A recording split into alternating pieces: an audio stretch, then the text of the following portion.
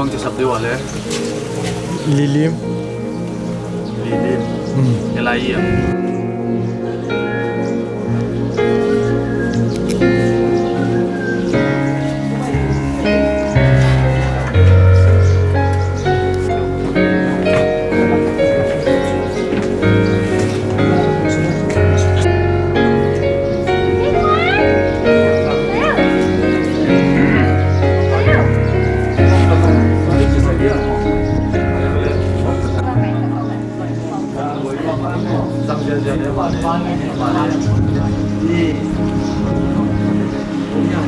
Lo minta kamu,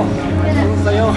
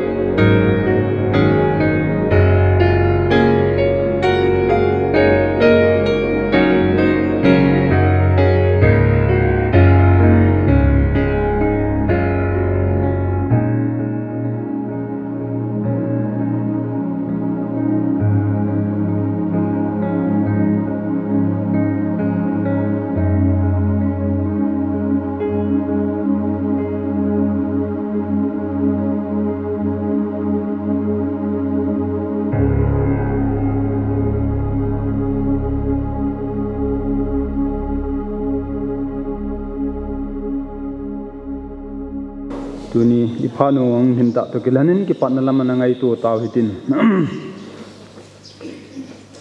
hamasa penin tuni ni kho phat hoi phat phate ei mu sawa mi pi zat tin pui khom tu hat chung nu ba ya wi chu lopi na le thangwa na zo se pe ma sa vi nahi ale ki patna diu program khatve sim na hin neng kete book of yawi tidim pau dailega kilet do Yahweh Laibu dedication hondo na le latkiek na program ani kho 2/4/2023 time 10:30 am amun the house of Yahweh di Phailen in program langa du chu payutin conductor puti go khumang ti jingjang le ama boina nei ji chun an la thailo di hintin brother do tong ke ma kong hitain hun patna thumna Deacon Zamzakap Elias Zamkap HOY local vice chairman MIPI welcome speech la introduction of book of Yahweh office bearer and BOYM advisor Upa S David Israel book of Yahweh ministry secretary Vatsaila sister Melody onghintin Yahweh Laibu interim version dedication hondo nale latkhek nakin sengthau by pastor K Mangpu HOY local pastor di Phailen hinden Vatsaila sister Julie Moy hung hintin speech from book of the Yahweh advisor hung hintin Vatsaila sister Rosie and friends vote of thanks evangelist David Thangboy Haukip book of Yahweh ministry chairman closing prayer Dekon Songchin Muan, HOY, Central Executive Committee Finance Secretary. T2 a program hong hintin. Ole. Masapenin ihun le phat te ho zo seo boina ima tam lo hela program te ki tup tai man the na divin thiliza kaya e hat do pi divin gona nom dekon jam kap anakote chu no ma ba jawe ki khelti ne lo hing jing he pa amun ta ne din sa ta jeon ka ki paon ka ki panau amasa Nazareth Yesu me se min na ko makan thun nahi ali yawe epa ka ki man ta na dik sungwa nang man hungum pi wen lang a phat sunga panmun ne te yan lang tu se la sading te jon nang man hindin pia hinum pia ka pha no hi boina I matam lo hela na long dei na bang le na ki pa na ba ka hin man tha the da dingun nang mar na lagaw thingin e yo ba e pi dingun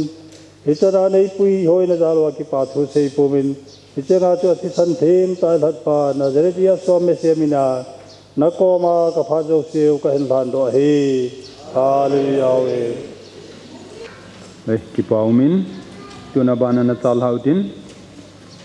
Welcome speech and introduction of the Book of Yahweh Office Bearer and BOYM Advisor. Isi hun hin ladingin upa S. David Israel ikaw na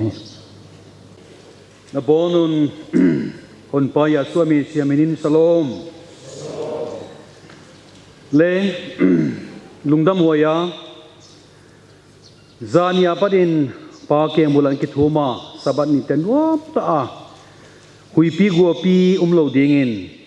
ani ki thuma koipo to bana tu ni hunte pa yawe lai siang tho amin siang tho sit set ton na hondo na dedication program te nei thin dingin thum na to anaki pang to wa to ji in pa yawe en tu ni bang zong jingka lambang azong guo zuring ki sa in walam te ki enzela ai le pa yawe kunga ki thum tar tara koi po he to chin I bon wai thum na teu zal in hunuam ta ni su hoi ta te mut he in sang the in the house of Yahweh di pai len the pillar and ground of the truth thu ta khum pilmun pi chia mi masaten vision anamu anapu mun le mol te ya hito bang hun hoin pha te imuta ji on avelin ipau Yahweh kunga tapa ya swa ni si chung ton ki pa thu lung dam de phong kin a hi hallelujah we le dunia na hun man phata teu le na hun lulta teu sep ding bol ding tam pi ding a hiya Sunday ni hi tu mi teng tai sanga pa Yahweh le khabu siang tho te dim pawa kilet do hi Yahweh lai po hi alat khiet na hon don program te zang thei dinga nang kal sun tung ton wa ko Book of Yahweh Ministry ten welcome le shalom kang bolwa lungdam ma ka hiu hi chi hi kung ta langa to le tu ni hi tom kim ta hi ko Book of Yahweh Ministry te introduction kang boldinga to le Book of Yahweh Ministry advisor te ba kang introduction kang boldinga to le ka hun be mai dinga hiya hun sau hi la het lo ding tom kim ta hi zo ding chia pan la ka hi wa to na kang bol pai ngal dinga amasa in Book of Yahweh Ministry Office Bearer se kha na minu kung gen chiang in le lung seta in na om na mun tewa na din sa zelo tin mo tu tan chianga mang na puya ama chairman na noya pa ke man thum komin kana pang to wa to na Book of Yahweh Ministry Chairman Evangelist David Thangboy Haukit Family of Yahweh di Pailen idin sat hoin tele ki pau me ani na Vice Chairman in Pujesi Guite Pujam Chinlian Guite JNC Builder aman din sat hoin tele wa top na pen ome thum na a secretary upa as David Israel ke kahia lina a finance secretary ding in brother Kupian Nun PTH din sao le pa hoi le nga na a treasurer ding in evangelist DK Lun ngai te the house of Yaudi Pailien gubna a Myanmar lam in charge apoimo dungzuya India le Burma in charge adinga ikoi hi panla sa evangelist Zion Piang ahia hey hiteng hi bugo bio ministry te office bearer se kahiwa ton bana ang pai kit pai ngal ningin bugo bio ministry a advisor te amau te pui hoina ang advice hitin bolon hitin panlawn cha he ang guide to hiwa to te amau te abita in lungdam na lien pita hi bugo ministry kanewa amau te zala hitan chin tunglel ko jong tunglel ka hiu hi si he ko abugo ministry a office bearer te pen halo chinglo hi leong jong amau te nang kai hoin ang guide wa ang peng wa hitin hi kapai ding dan bang kim hi kana ron wa kadong wa tu chen amau ten tu tan chiang hi mau advice noya panla pin kalkason ui tan chiang tung ka hiu he amau te tu ni huna ikang pula dinga ading thei tan chiang idin thei le ki pa hoiwan yang pai khom ten mu then dingin gen pai ningele ama sa pen elder ti kai zalam my founding advisor here ama hi damlo wa zo non lo ina anle tui ki ba thoi ta jen hi ang pai thelo hiya ama hi advisor la zong i amon hoi pen ang guide tu pen le tuta thudia kal suon lungdam hoi ma khat hiya ani na elder ti thian kham Central Executive Committee House of Yahweh Chairman Di Pailien lungse tan din sal hoin tale athum na Elder L. Abdul Messianic Congress of Yahweh Chairman King Kang Pai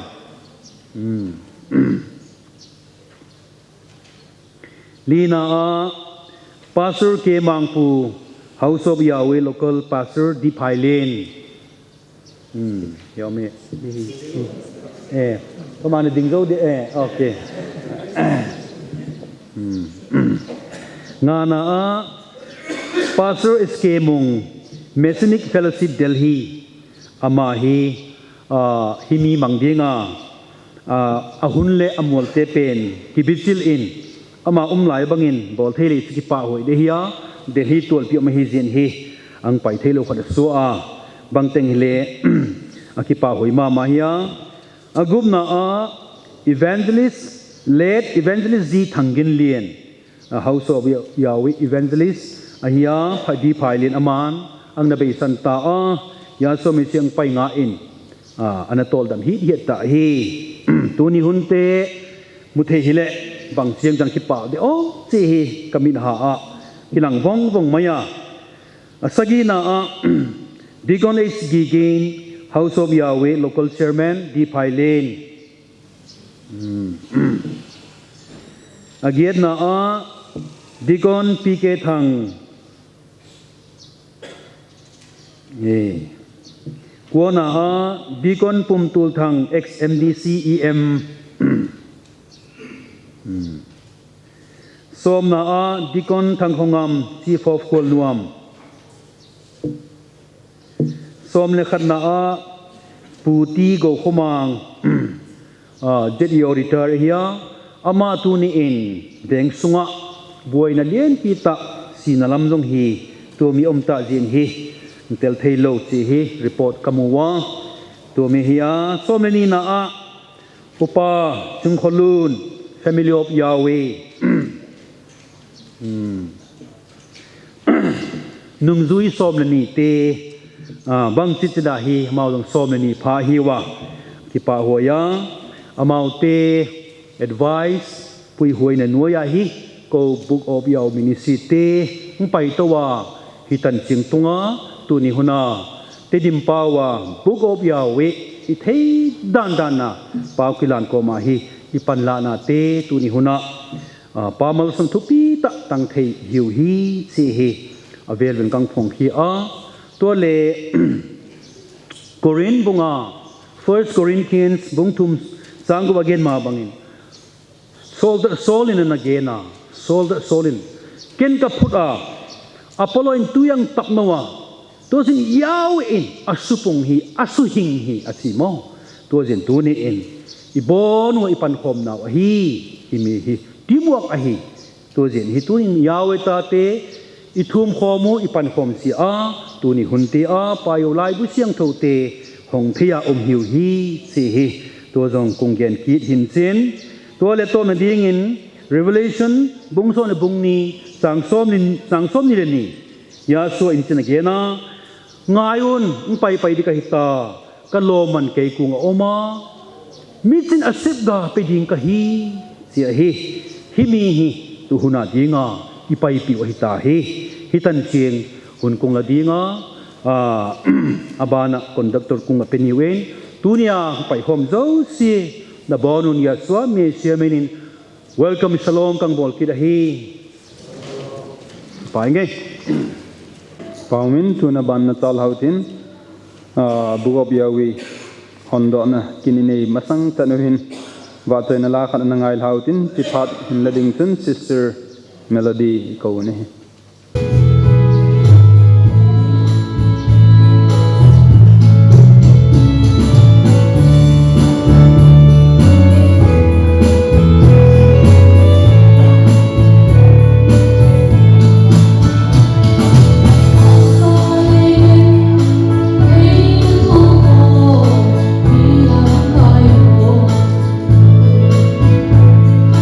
Then the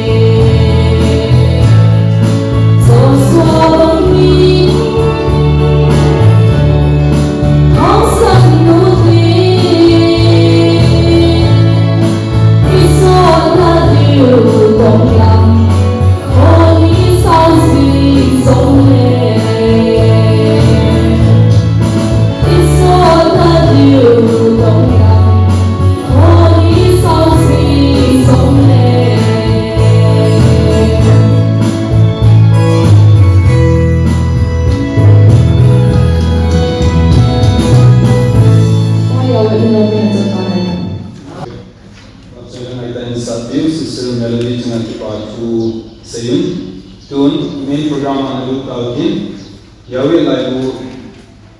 interim version dedication hamdo na le tat ke kin sengko by pastor kema ki chu dan din tun pastor ban ang le phat kilo le in na mai ko ni Oleh dunia ba yawe mintian tau atapa mintian tau asabat minte tetap minte pun minte dia kira mintian tau jual na le kamu tu kita mai kong dia kecil jangan bodoh Utapa nasa kesini salong kopi. Oleh dunia ini apa yang mau kita bagi dia tadi mungkin buat kasar. Ini tu le kamu mai deh gitu. Asma kisi koi tu bima balik lo bima papai bawa na kumeo ai mane au bima yung tiapun le masatake kat tindok na takot na kakagilan na Midami dia kau papai dia kan gena, jadi itu lain ceng kayak lain, jadi bang berkau dia tu, hong ini di nalar tangai gende kaki itu lah, jadi itu aku dek bang tiada wahid. Bang berkebutuhan sa ada wahid,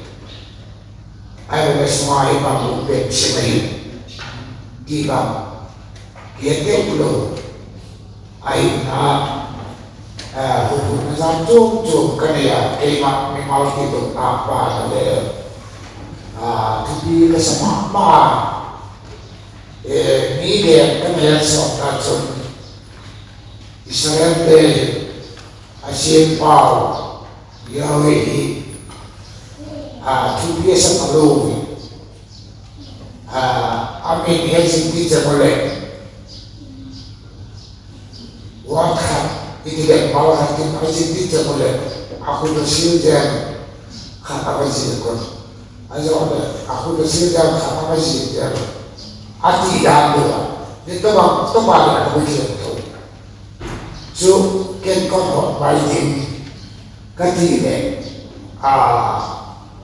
jambo tuki le kasatadora jamka ka kima to ayin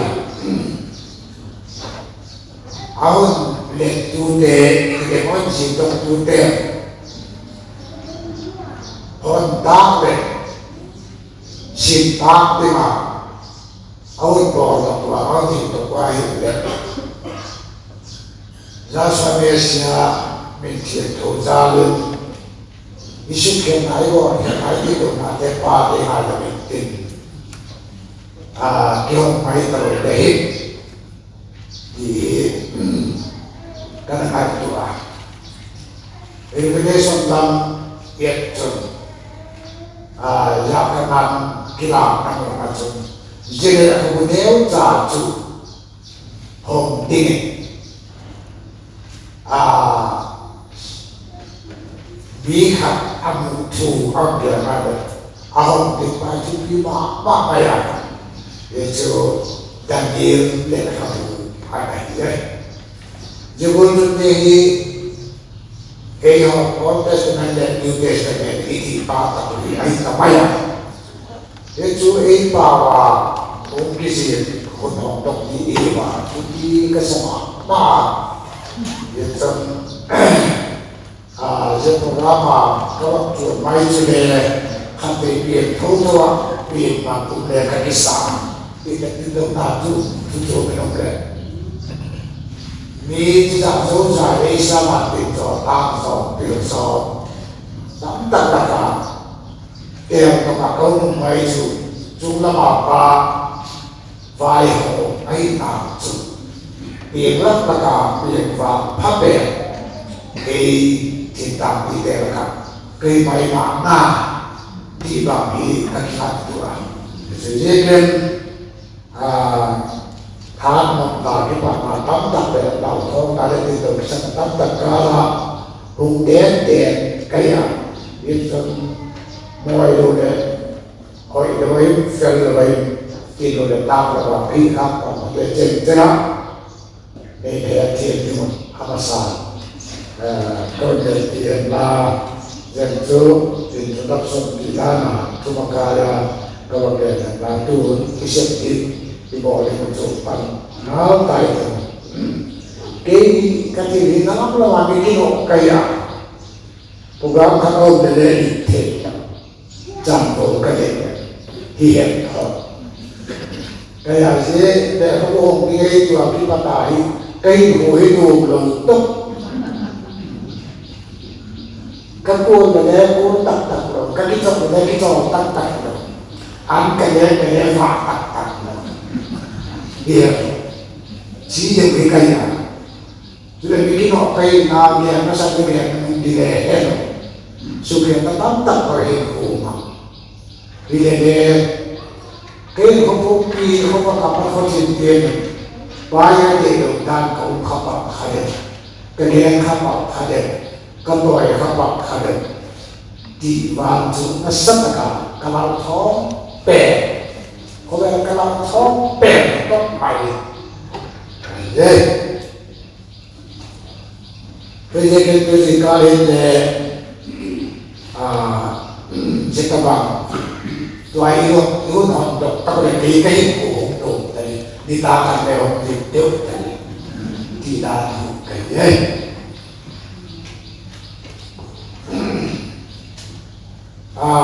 bao nhiêu là không chịu thôi mình khác các bác sĩ đó mà thế thì hiện bao nhiêu là so mình có đi để kia mà này kia nào hôm nay tôi mình để một lề nó đồ một lề nó chỉ đi chết một chút giờ nó đi là đi con yes thì đi chết một trận đi hati minta lo mai jadi yang itu kita lihat bola ini jadi dunia kala itu dunia kalian jadi kan dunia jangan kamu kian tu yon itu hele jangan ini ini bonus ini lệ kỹ thuật về kỹ thuật ứng dụng cái gì trái ở đây hôm sau bằng rồi bằng trà hoặc là bằng kệ là bằng lọc đêm thì đây đây của các ngày qua đây mi do bằng chỉ đi nào program tôi đi đặt cả chỉ đây đây kia rồi mi đặt đây có thể điện rồi nhưng mà chúng mi đang dùng điện rồi vì bảo sao bảo cái này bảo thì đem thì nó mới được điện rồi cái gì để phải diễn cái này chúng mi về cho họ được cả xin cái này mi đây là cả được chúng mi về đây để ta cái áp dụng cho chúng mi là bắt đầu cái này để áp dụng cái này là cái này của cái ngôn đại mình chơi cái tạo là mình gặp cái bài thì công cuộc bị kẹt chủ phải thoát này ở mắt sáng dễ dàng không được thì để tôi bắt lại thì vâng ở đây rất có bằng lo mà lo bị lệ thu bị lệ các bố không thể đi nào phá là út phá đi về tù giáo chủ lo bị nào lệ bắt ra là chết tiền không cả hết giờ đây các bụi bị tóm tận sát vào sinh thế đâu thì nó đã nhìn đôi chúng đề kỳ mà giờ mình lâu bí tận hết sắc tu lệ bố tu tu hi đi in giao về bao sọt mà phải tả hen hallelujah ấy rồi đi đến vào xin thế đi nào lên đồng tu bê thế tên chủ giao về amin thiền thù này ba ngày chủ bao sọt mà bắt ta lên phục vụ tả hen hallelujah hallelujah cái pastor ke ma tu hin asim lo kapot te sim te dingen yoi pasana dosa mesia in ze ya kamuti to sit setli kau ta ahi hallelujah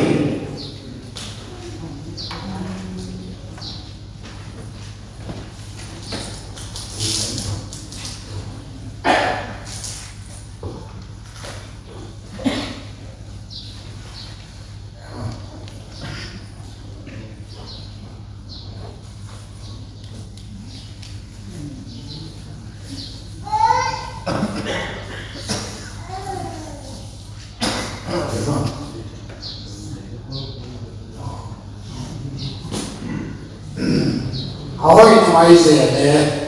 bữa nay gì sáng khắp bây giờ gì sáng khắp gì đây là gì aman tam zo thì này bây giờ đây là semua thui avelu kita thì này gì aman tam cái này là semua thui này gì aman tam là semua thui kita jadi kan tu dia kebuhi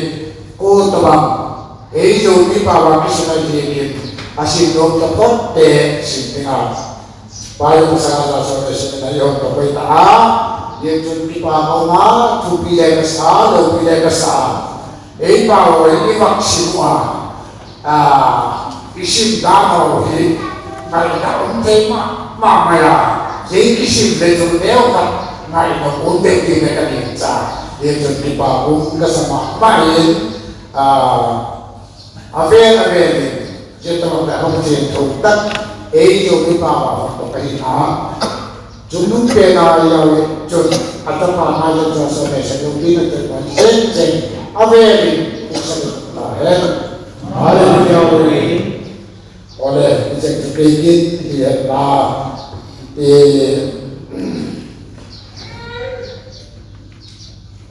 dunia ini kita bakal hidup tapi naik bang ni dalam mono loma untuk kesatuan dunia tinggi dok kota beda pakai ini sunel sampai tuanya ini untuk maksud dia apa dia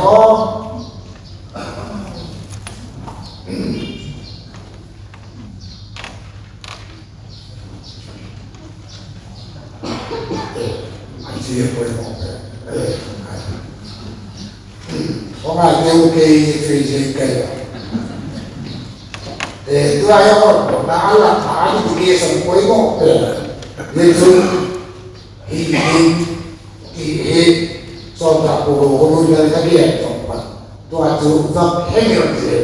để cho cái gì đến quấy cái mà hi cái cảm như cái mặt tác đạo để tay là cái thì tôi đi đây để đi đây mà để bây giờ cái gì này để kéo thầu awak berprasangka di sini tubi jauhi di coba kedua kelawe. Kali itu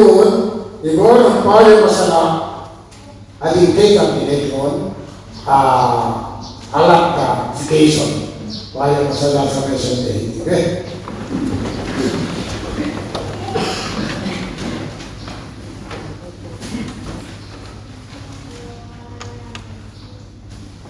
Kalau dia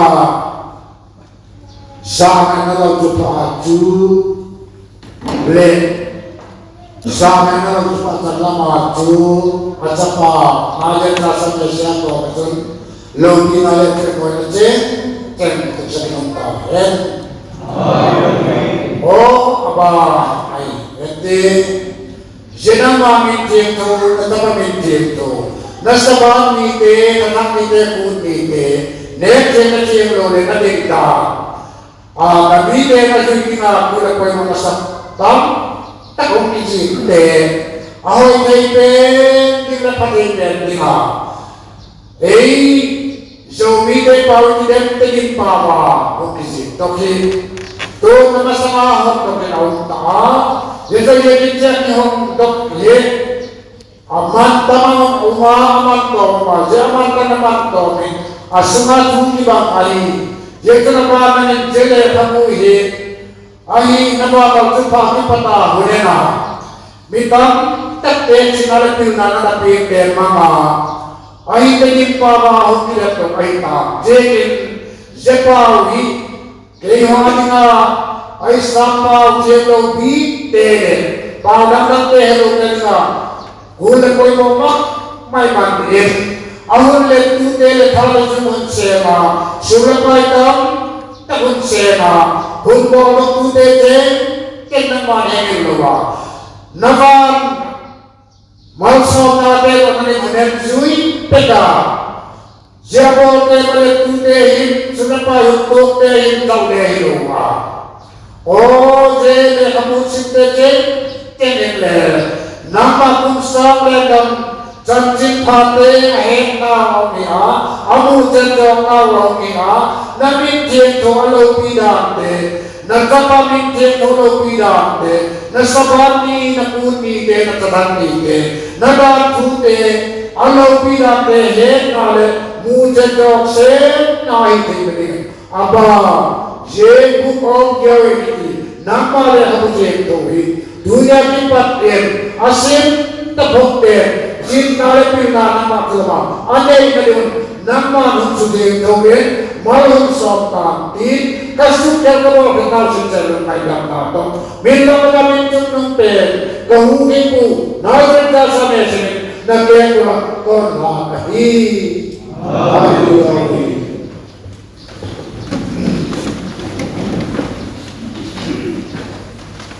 Oleh jadi soalnya tak boleh lagi sah, boleh orang lain mana itu lah saya ada yang sudah itu kalau itu lagi, itu itu sudah oh lagi, jadi ada jadi orang dunia tu tidak ada tidak ada, so oh ya,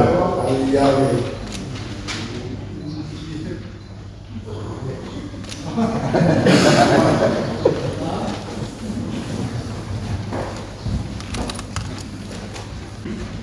put him on the let hatta bikin side baru tu program bana calaudin baca na kan ngaudin sesuatu mau apa nanti among saya speech from Bogor advisor di Devon HD in Devon nampu kigo san mandin dan Hãy subscribe cho kênh Ghiền Mì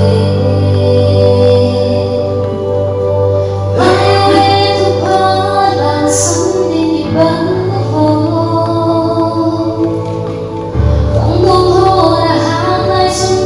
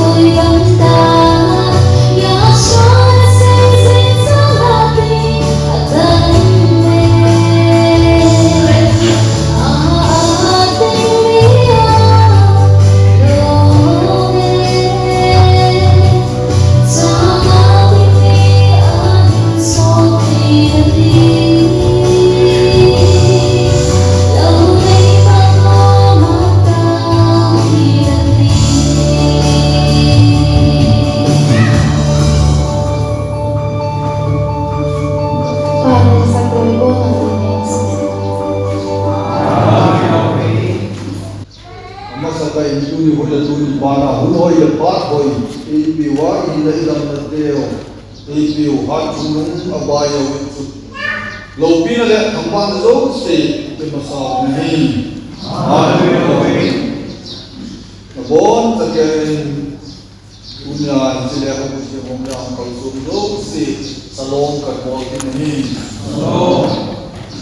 dunia le ho si ho ni bao ma ma ji ita bang ki bolo ti kana ta san ama sa ni lai sun ki dom ki bolo do ko ti bang lunglel na ta sa ta kana nei na illa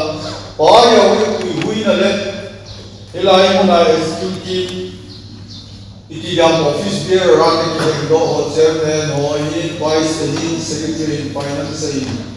the treasurer in dam ho a fel ke ma bin dan tahat do sam don je na lai ji pai au dam te na han na le sin le pi da pi te mang chai ti chu ta sa ta a ba in la wa le chu ni ko in ka bon bon lo yan ji ama ho lu si tu mai ba chu ama san kan si yan la se ba na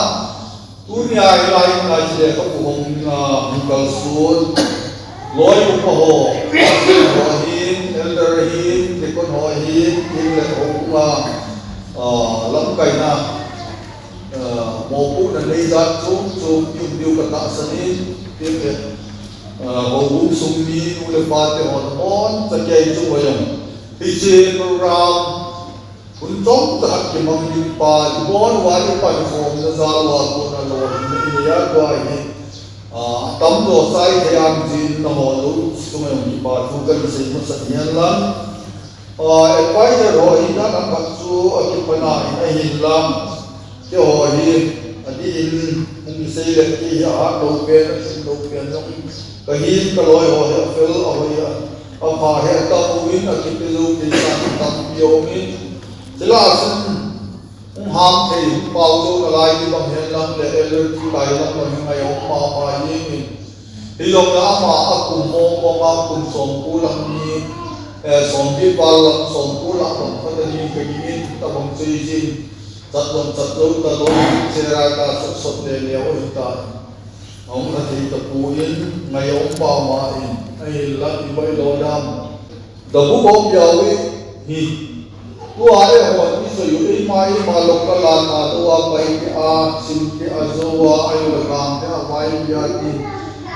ấy mà họ đây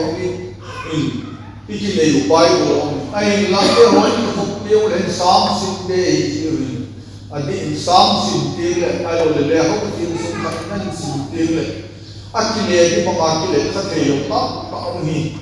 mo aki sama ma yin ji pau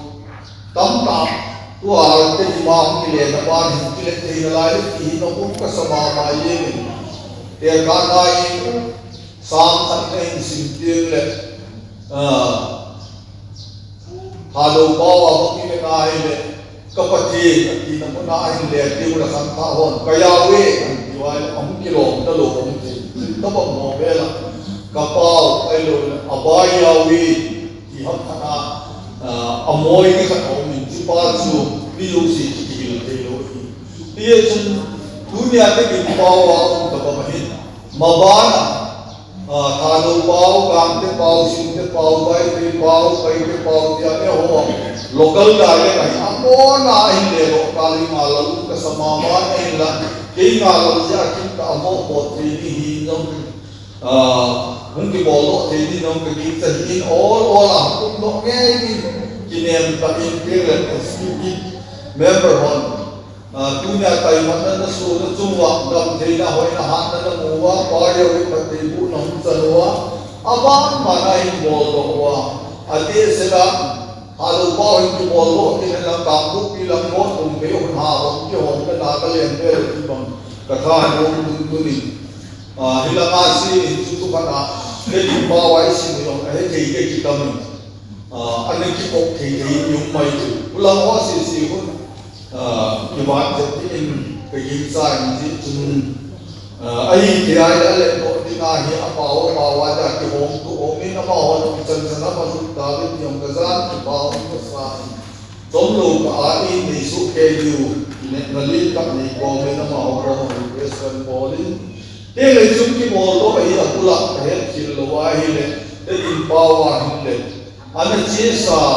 I mamay kay mamaw pasok tungulin. Ano pa sa kula si sanap ay sa isuwa. Tuwa evangelist dahil pingin ay pulo pinata sila ang tuwol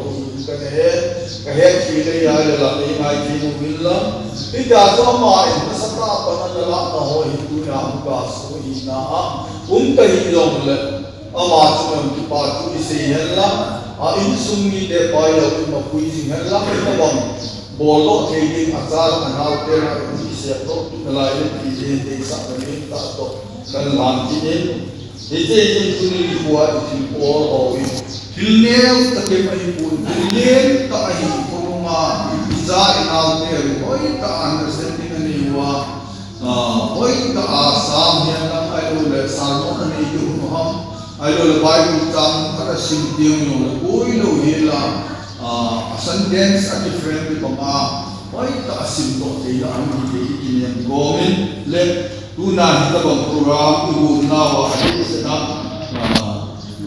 office bearer ho so na available di pa say gomen le local pastor pa hita bang iyon so yo amale in sumi de so yo di pa tu kasi yan lang advisor ka ina dola sa so kasi yan lang sa iyo ba sa iba ko ma de kinai di oh yang pasal kan sampai itu umaya paya untuk pindah si sampai dan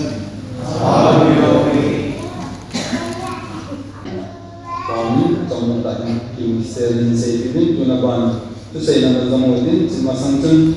và chơi là xây na ban na ki bung ni xây dựng rồi thì lại gọi là so ki bung sang ni kan hết sang xây ni tuần để con thằng quên bây giờ mà Masai tuli hum program ko na umlowa bungo gawi ai ha ma le na program pe lang kia pan nam na ni sir na ya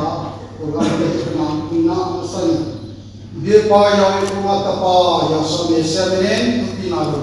sawi haleluya nabono shalom tuni hi buho kyawe ei kam ei pa teri pa la hi tuni hom no na ling program shermi kana ngai sidana dia ni chatting kana ngai sta bangji Roman Catholic na khangyan kahya sabat kalau tu apa lagi Bible connection sunahi तेरी बाइबल सबक की अदम की गई वो जाते तेरी बाइबल जब ना तो उन बाइबल से जो आहा बाइबल हम अगर बात जो तेन जो सबक जिन्हां कोई बात जो ते के ना कलम ते के ना जिम्मे जो ते तो हम तो बनी पाँच गुण पायावे दात ने बोलते तालम अंदा ही जो ते ही तो अपन माउ हमने भी नहीं कनेक्शन हो ही नाटक को ही तूनी मुंतों कम तो माँ मिसाइल पे सब तो हिंदू ते ही इबाई तो ही अनम उम्मा ले सो इबाई तो कोई ते ही सबात दाव सोप जावे दबु बोप जावे आमिसियना तीके रुलो जेंटल ते नता ते जो शकुल पे पा इसी मुआया वो जदना हम समांगेन एडवाइजर कुन इलो बिंगा लो तेलो की बोई अले तो आही दबु बोप जावे ते पावा होई ताऊ इसी पतियाले कतिपाना अलियना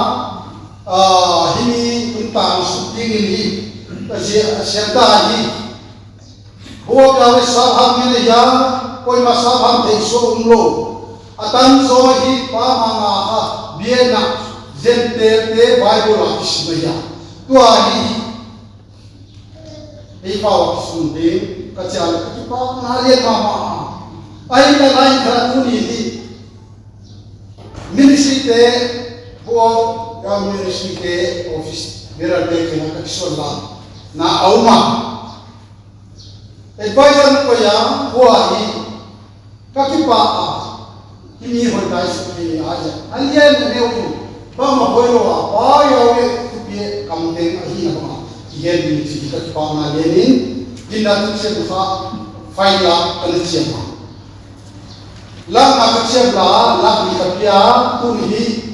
du ni te ma apana tu ni ho na ya wo jin le wo ga ministry office there are things all same la na chi na ti na la ha du pe na hi le na su ke ka u chi hi chi pe na na ko ta chi pe na ong le jin jin to ja tu ni hu na hi ya ko ko ga we hi ibang san na wa ibo ni ya dim hella usa khara hi le usa ma ba tu ni isu hella le pa ya we kam te hi bang za pa kitang ko ki mandinge chi bang na sat ko ni su ma wo jin hi ni ke to ma ma ka ya na o pa ya we dan le du te ni na sam te tu nya hi ke chau ni na ai ngai ke ma ni ka na non ba su be ni wo pa ya we ata te azui ki na bie e ka zen te la ha ye ke no sa sa u ta ba da ato pa ya ke to a hi ya ni ei ma ko ai bang tera ka shi ta ka chi ai ka ki pa ni sia zo ko ta la ku ni ka zo umba to chen to ya booklet bukhat le ya booklet ka to free ni ya da book of the way ba ho ya ta ki pa le chi pen kha booklet jo ma hi chi pen ku ni ale ni ke zo sia le abai ko ni ke zo sia na le chi le free ya ka ho ke le hi chi zo ni abai sa ni na ha tum ta ni chi to ate ni ma ya to apa na solwa harwa import ni ya abana pa ite import ni ya abana jawa zo import ni ko de office de te gal sama ma kumali hi na ba ma le zo agi na le atai ma na bi ka sa atung ma pa ko advisor kai ni pa ko ge ni ya laptop haro pa ite so laptop khatche ba isu ni ko de laptop ba pa ha ko ni ni aha pau bi khatira pe jo khatira ai office there te hi ka sa ka ki pa tua chau tua isin long se bune dena alam tu pa so pan asuma bune ama jo nai lo ya ni se kha ba hi lo akia pe na mau usu di mama ya hi si pe pi ten lu spa ko ile o jile dunia para hi Christian Bible pen ni shinno lo ka hi si ke ke shekta ko ya bu ok jawe ihin now kung saan le tam tu na di na iku kun sun ahina to ahi duni sibang yon te hi ikasa ahi tai paso te evangelist te elder te dikon te to bana dabu ko yawe ministry te advisor te minumi pa lumatang ba panala sa na tumba advisor kay hina tumba gani kita gani ma program atto ma ka sorted de na la o ka tong se de na la ni ke ai sina to ai ya pa na thu ni chen da go yang ni si pa na pe la pilna china pe la ati sumsa to ale ka pu Bible tenzo se ato ile ane tenzo se hinda thar ki pa ha satto ma di na ginum satto ma di na cita satto ma di na etor ka se le satto ki pa na kito na satto ui tu ding van leis die pa ya wen itan se pa ko na wol ko no so mo ave ni ki he si ko to na yo pa ni Amanzala kayo din, kung buat sa ilakat ng ngaylaw din, sinadingsan Sister Rosie at all ko.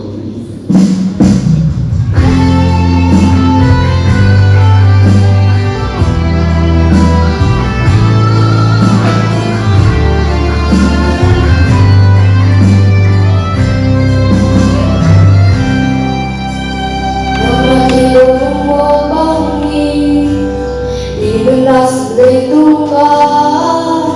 Yawi hunginahin Pabrasukan mabata Yasobe sebito eite Mungkin ikazawa Tuamilo wanwaya Indah molohi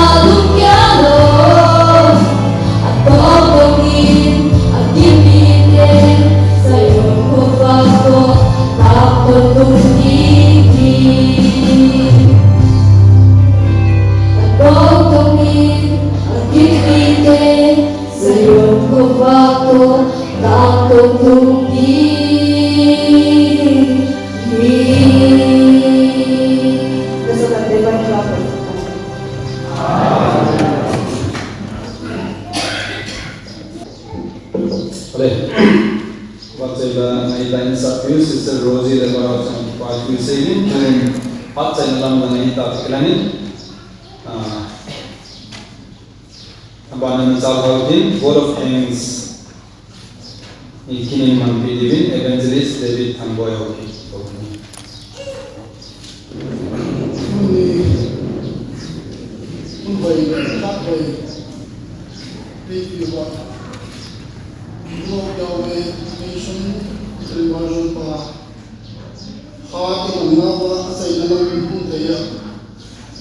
subscribe cho kênh Ghiền Mì Gõ Để không bỏ lỡ bao nhau về diễn huy bây giờ so với mà sẽ về ngoan lên đầu bây giờ sẵn cái gì này là cái cho nên bây giờ cái program này là không cần sông nó sẽ là kinh nghiệm của thị trường minister hàng độ mai để dùng pasal dia mampu sunat pasal ini ya suami ini cepat bukan sen amai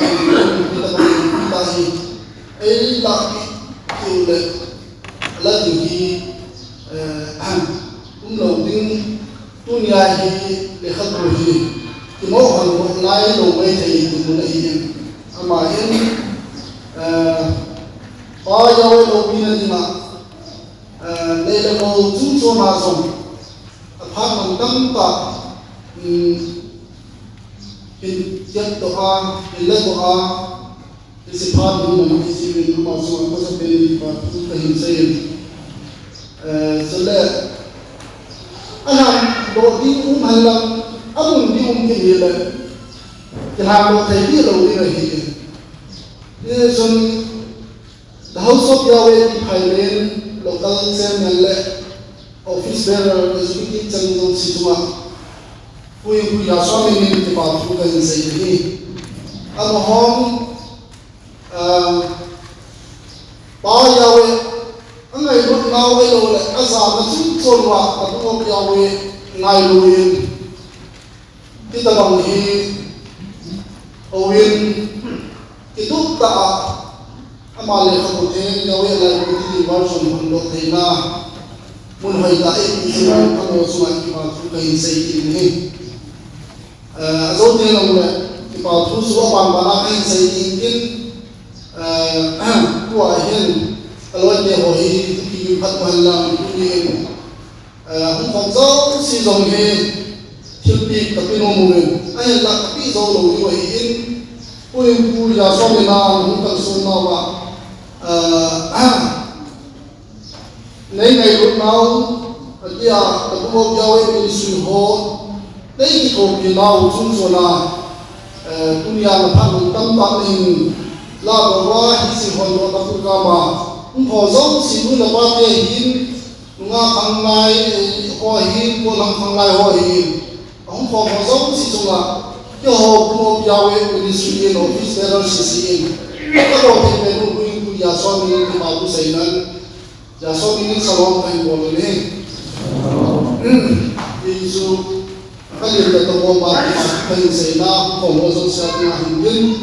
kuin ta ja ku hum do halam alo thei da wa ki pa ti pi in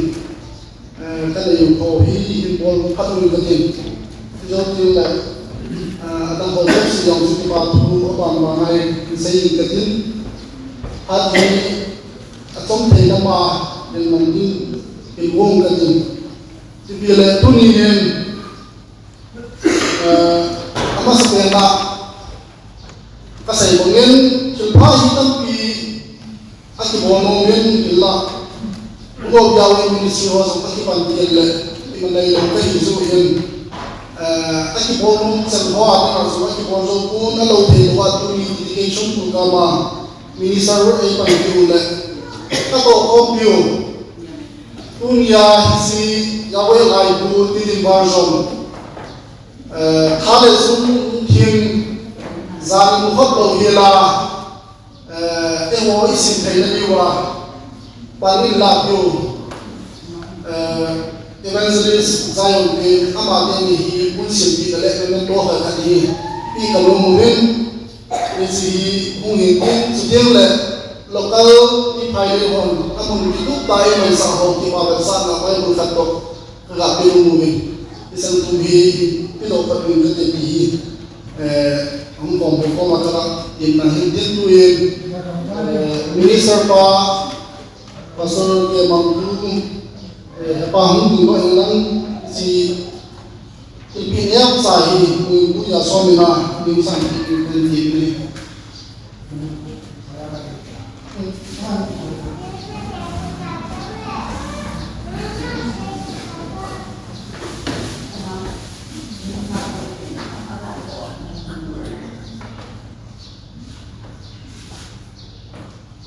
Mentos Mahine Dinge. Book of Yahweh Ministry, Manipur Society Registration Act 1989, Manipur Act number 1990, number 5 of 2022 CC2. Manipur Gazette notification number 44 of 2nd March 2022. Memento, Pastor K. Mampu, Tutung, Yahweh Laibu, Book of Yahweh, Kijing Barsona, Yalkiet, Abba Yahweh Maya, Onale, Lakiet Na, Nahan Sak Atuma, DOYMN, Ipana, Sampen, Satayin, Tiai, Memento, and Yahweh, Pa Yahweh, Namasema, Nanle, Nanquante, Abraham, Borsona, Kubi, in Onum Israel, and all. Evangelist David Convoy, Hoki, Chairman DOY, Yen, Upai, Zubair, Secretary DOY, dated to 2nd April 2023. Is the name of the again to a short one,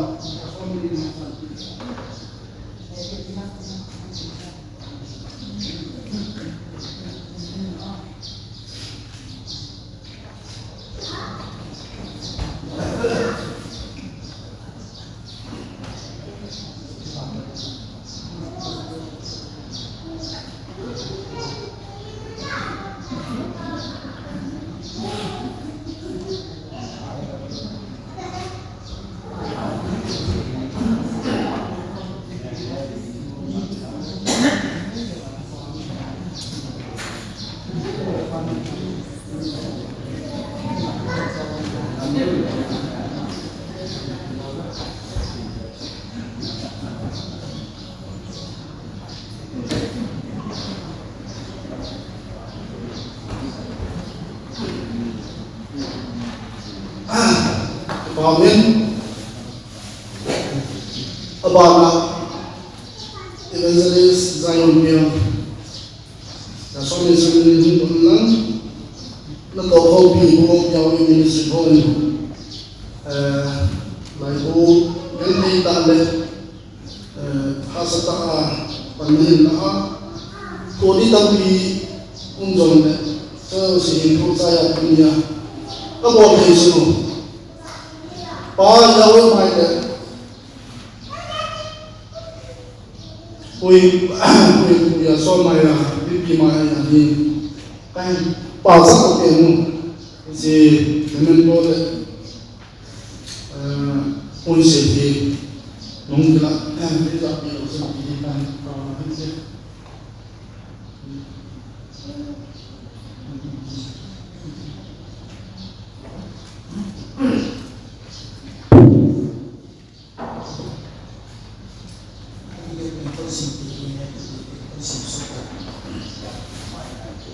Evangelist Pian, Zion Pian, Tutung Year Lai Hokok Yahweh in Barson, Asin Tijan, Kirkana Tunga, Natukuna Lane, Jackson, Siaka, Asin Tijan, Onta, Manin, Yowai Min Pana Sampe, Sanayin, Yaya Minto, Honpiohi, Pa Yahweh Namatiana, Nangle Nequante, Abraham Borzona, Tupayin, Panong Kizikeno. Evan David Convoy, Outlook Chairman, Buko Yahweh Ministry. Pupa S. David Israel, Secretary Buko Yahweh Ministry. Then in April 2023.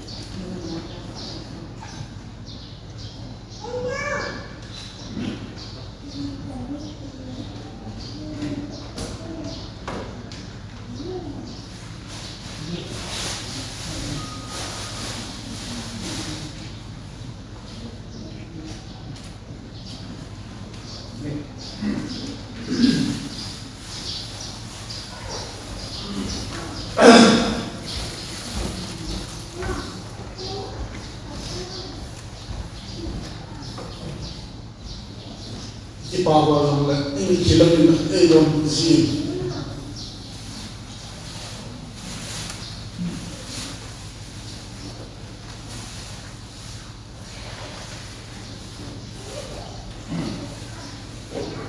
mi je so le ya dal ni ko in dan ta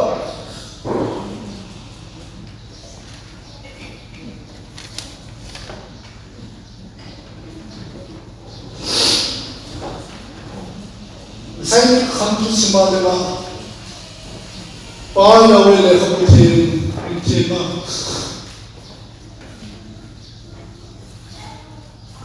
ai si do na he da la la hi tu ni amas de the adang al khat jom bai ti tin lo le dunia hi pa le ka ba de ba hi mis mesian zui ya we sa te on jom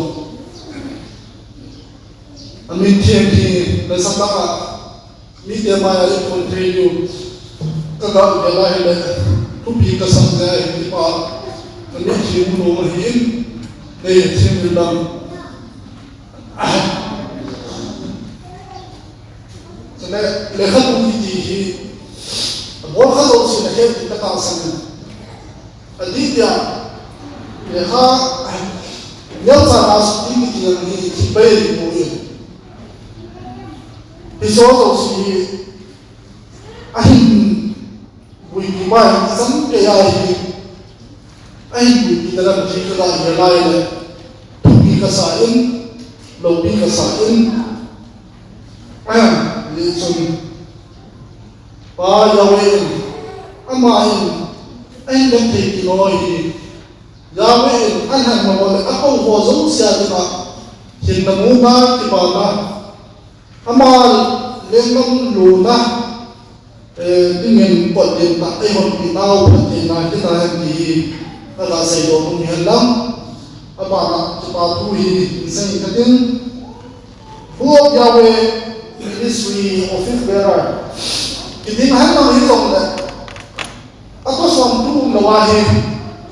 ý mà sao, cái hồi hi mà ai các bộ giống ý mà sao phụ yên, tu niên advisor, ấy bật đi hậu, ở chỗ nào cũng cùng na upa som lani ho pan hak na zale amo ho kipupi na zala hi unya hi sile ka pu hi bo yawe ministry na ta bo ke swal the ki hi zin advisor ho su sia ki ba thu sei zo lo ya som ni kai ko gen ba yawe advisor te ho zo si jong abang bana ama ho la in sum mi te pathai e bu pi ta hon ti ka tau tau hen abana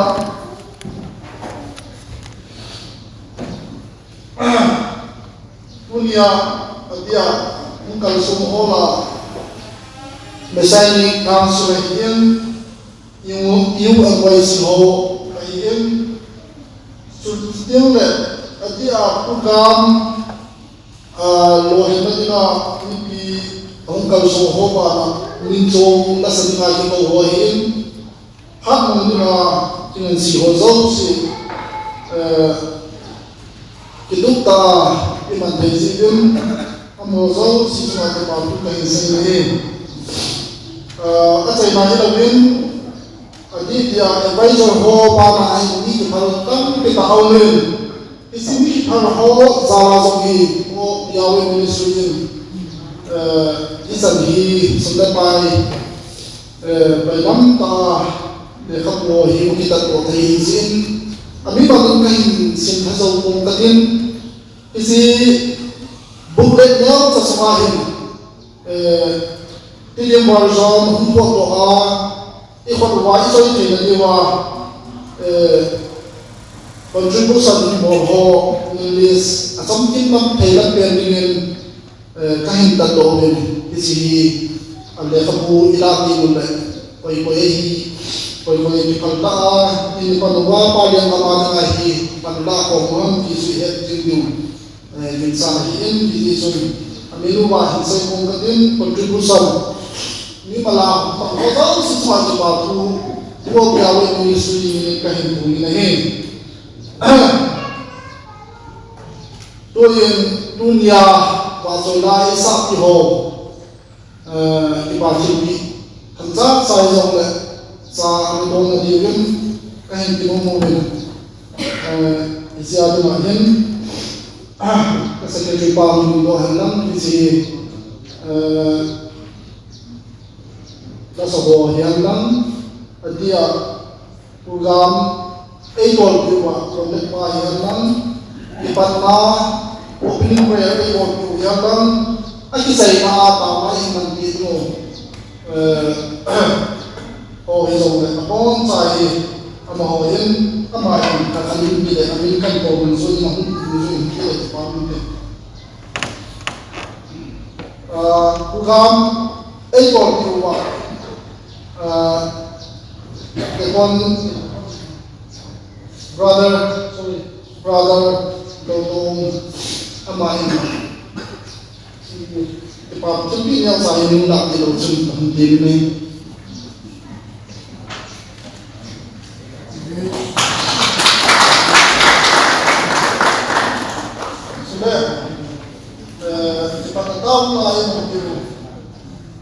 Elder, the calling sound, the heart,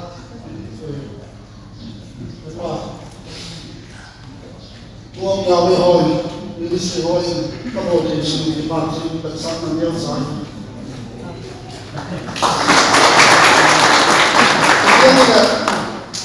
Rise up the hall. Khanma, Sister, Melody,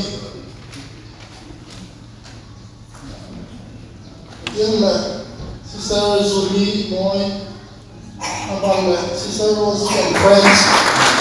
we have been well. See, we not close one.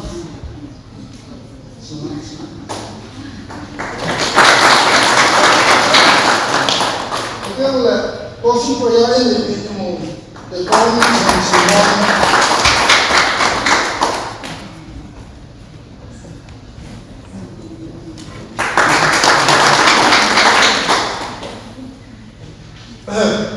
so we are going to lâu tiền lệ vì họ tâm kinh hồng sông đều hành phát lộ bí tập và Yahweh đến điều và is a dedication program iman hum của tổ chức là hiện buộc Yahweh Ministry Office bearer họ hiện ông phòng họ giáo sĩ tu đi các công sông tập bồn đồ mình hay là tập bồn dâu của mình dòng lệ refreshment yang sai dòng lệ cái bồn hình cái khăn đồ tiêu lệ khách sẽ ai tui lệ lệ thì là vài lệ suốt cái điều vài là son là cái hình gì vậy thì sự buộc Yahweh Ministry Office bearer đến các bồn đều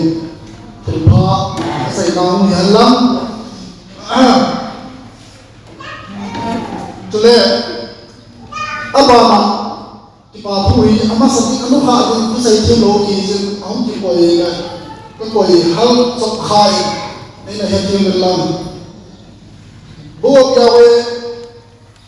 để không có hỏi anh lại chỉ để ta dùng lại asumum lâu là hen ý mà sai thì lâu thì ý số là dùng đi bằng bằng dùng mình quay sau họ cũng là dùng ông bằng đạo mình anh là ý số họ giống sự là hậu cũng là dùng em thì hậu biểu và đây là biểu sự là bài contribute in one hậu cũng đi là chúng mình rồi mình phát lộ của cái xã em anh họ giống sự bằng lạc là ra hi buông Yahweh Ministry hi tu sản phẩm hi kita langsung dari Pak Aizin menguasai kita pusat dengan minum pandangan the house of Yahweh di Thailand misalnya congregation of Yahweh di Kampai family of Yahweh di Thailand an hazau sinjang hobung hina contribution tam ta in bolpin an hazau sinjang kita pusat Vanggu na person na tan pita hobunga lingin so tiang le tu tua lam kai ho social lingin halam hobungi pi ho ati zong le tan pate e pita wan ti kahong tao na hiang lam isang chikan sai lo men sai na ti la hen ngoài thì tìm vào rồi thì tìm bao ngoài cũng qua quần thầy và bày yên cái đồng vai này ba lúc hai thì qua ít xem nào mình tu gần xuống thu lại là anh tham á hình khô tầm na ấy kiểu là khổ với lâm tiền ấy đâu là cùng lâm tiền thì đam khổ với lâm thì đam thà đâu bao giờ thì cũng có thể mình cùng không đi đầu như này yên thì xin cái này yên cũng nhà cũng không có giáo sĩ sum na pai hala sum chim so mi ta le na ta ma ma bi bu ya we mi si ke ngai sa si we ti hi le sum bi lam ta ma ni zui tau sum wa iki tho to wa isi mo ma ki pur kham sum le no ni sum bi ini sa chen zau sia ni ya we ni thiên ya so ni thiên anh mà cho là đang anh đã họ thua hi em họ lúc đi qua hiện qua đi lại bằng qua đi xây thành bằng qua anh sẽ số bị hello lại hoa ở trong đi sẽ lấy khăn quyền ba giờ về quyền anh không bị qua là tấm tay tôi có thể là điều ấy vẫn không điều ấy thì mà cái này tiên anh chỉ bằng lên Yahweh bukan Yahweh ini macam ini boleh dunia ini nama sama si palak nazar abawa ini kau ini kan kasih ni baku ini ezin kuma iki sot doa iki dot doa pamila doa Yahweh ni lehahi atam to doa isi kaya lehahi hosin pan hata hula jule bằng không thì ngày tiền mà tại vì trên dunia thì ta bằng hun phải thì là sung quá mà học tăng tàu này sẽ nói sung bài và hà tăng thì nên sẽ nói cái education program thì mà không theo gì tại vì vậy nó giống như chúng ta về đến vào mình sẽ mình tập hợp thì mình sai cái xây kia cái xây vào cái đồ lẩu cái xây cái ngò lẩu mà cái xây khá lẩu cái gì xây đấy sorry cái local te chairman pa bukan nam cái gì buat jawe office bearer home tu ni kita tahu le nei nei lúc nào sampai na umin mun hoi ta dei ki ho ke pa thu ka sai nau to tin ka ki pa wa sa na hi isi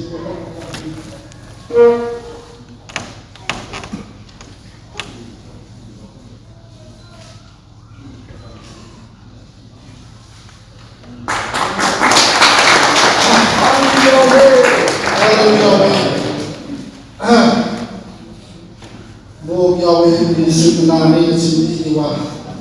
không nào mau bình tĩnh cái xây lộn những cái xây chúng ta lo cái gì xây đấy cái lo mình để cho nên là cái xây bằng ai nó làm gì mà ai lâu ai mà nó mình mua cũng chẳng phải lâu cái lo mà cũng khao mà làm lên giờ số mình làm này làm gì mà để làm cái gì bình tĩnh hút kia phát cái tiền dòng lên đâu sốt Yahweh thì phải lên gì buông Yahweh cái sự paling guna apa masa tewa thumda kai nei song le ina phal ki ki kya he ka sai na ta na kai nei de isan sudan ne ki pe program ban chal kai din tun patsen an lu din closing prayer in the believe the consumption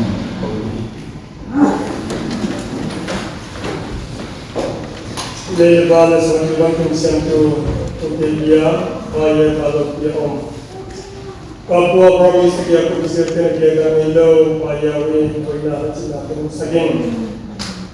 Tuni human hatin ya umta inama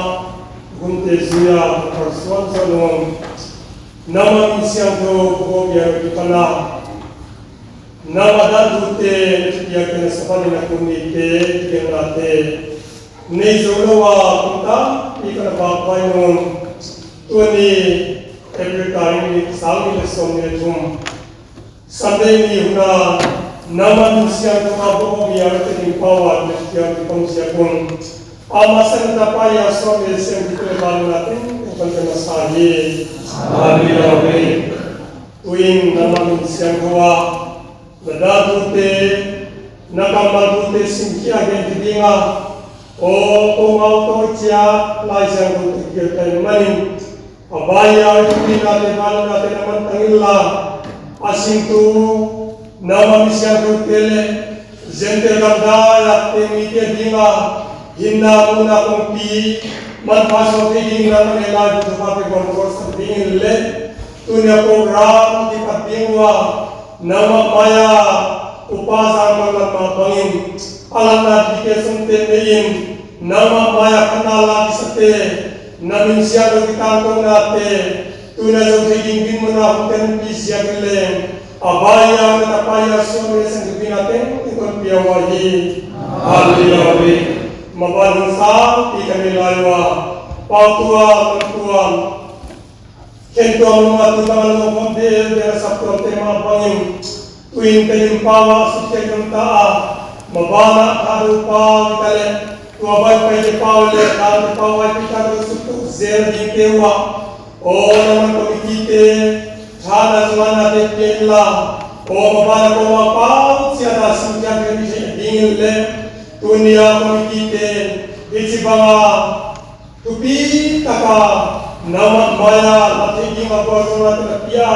Sidamina Terapia, Amade Tuntugaling Dipatu Genile, Tuabana Gardoita, Takenan Pia, Tuabana Sabtuam Samikipalten Pia, Tuate Ziagile, Rinjugan Kakile Tuin, Omitite Lengersianale, O Amauten, Mitite Hana Dingin, Untom Nate Sonsiamun, O Lekinom Ningte Hanaitoin, Anading Adon Di Paitoan Mitite, Kaneka Don Ningte Bole, Namanisian Kunsaka, O nilalanan natin ang lawa, O taksalam damna, salahat ito na itin na dingin, kane kanong kale naman isang usaka, O tinalay siyang kiyonghi, na matupi natin tanga, O namisyan ng kalaban sa tupi, kapeya, apay natin kamiyang kale naman piya, asang tuding mansiyata, nakasyang utang piya kituang pidingin, ia kena hunjaukan kinatin sekitar tugenin kalaban kepersuan dan sakin milawan tunpen kondang tunatapa nazarnya suami sem berdipat dengan kontaktahi amin.